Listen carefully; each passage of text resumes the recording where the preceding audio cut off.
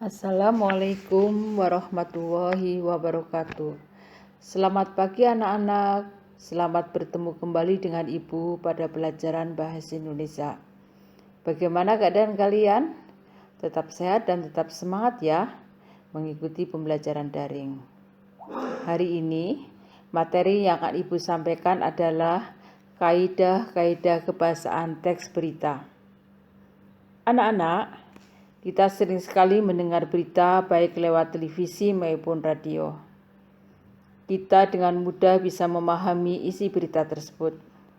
Ketahuilah, kemudian kita memahami isi berita tidak lain karena berita tersebut disusun berdasarkan kaidah kebahasaan teks berita. Apa saja kaidah kebahasaan teks berita? Berikut penjelasannya.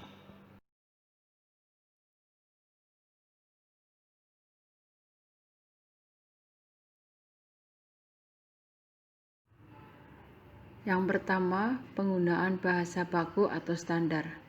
Hal ini dimaksudkan agar berita yang disajikan dapat dinikmati semua kalangan, terutama di Indonesia.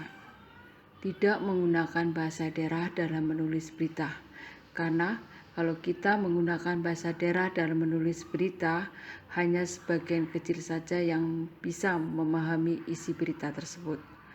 Contoh, truk tersebut mengangkut barang non-9 bahan pokok. Bukan truk tersebut gawa barang non-sembako bahan pokok.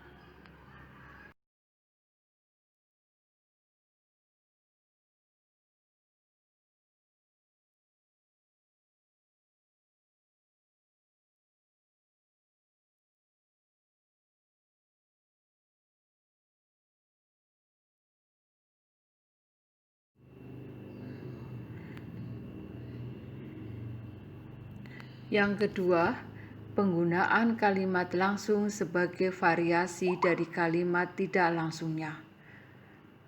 Penggunaan kalimat langsung terkait dengan pengutipan pernyataan-pernyataan oleh narasumber berita. Contoh, masyarakat, wisatawan, dan pendaki tidak diperbolehkan mendaki dan beraktivitas dalam radius 2 km dari kawah Gunung Slamet, paparnya.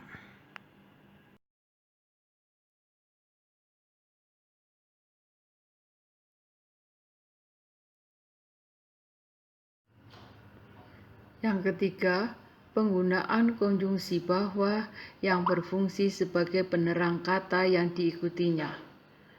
Hal itu terkait dengan pengubahan bentuk kalimat langsung menjadi kalimat tidak langsung. Contoh, sejumlah staf Adpel Manado mengatakan bahwa Kepala Adpel Manado sudah pulang.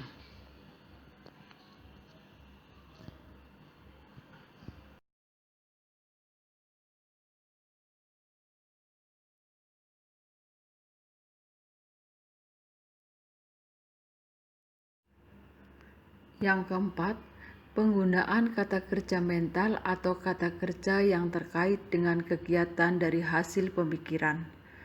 Kata-kata tersebut antara lain memikirkan, membayangkan, berasumsi, berpraduga, berkesimpulan, dan beranalogi. Contoh, mereka memikirkan solusi untuk bisa keluar dari peristiwa-peristiwa yang memilukan itu.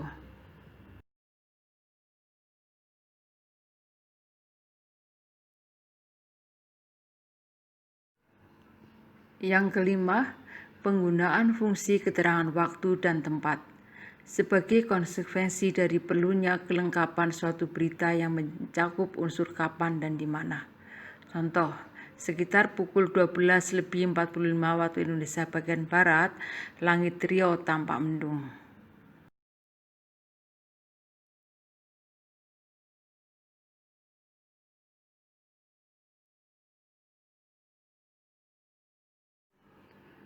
Yang keenam, penggunaan konjungsi temporal atau penjumlahan seperti kemudian, sejak, setelah, awalnya, akhirnya. Hal ini terkait dengan pola penyajian berita yang umumnya mengikuti pola kronologis atau urutan waktu. Contoh, itu lokasinya masuk perkampungan. Jadi, kita melalui Jalan Fatmawati Raya, kemudian masuk Jalan Cipete, dan masuk Jalan Haji Sian, kata petugas pemadam kebakaran Sudin Jakarta Selatan, Dendi.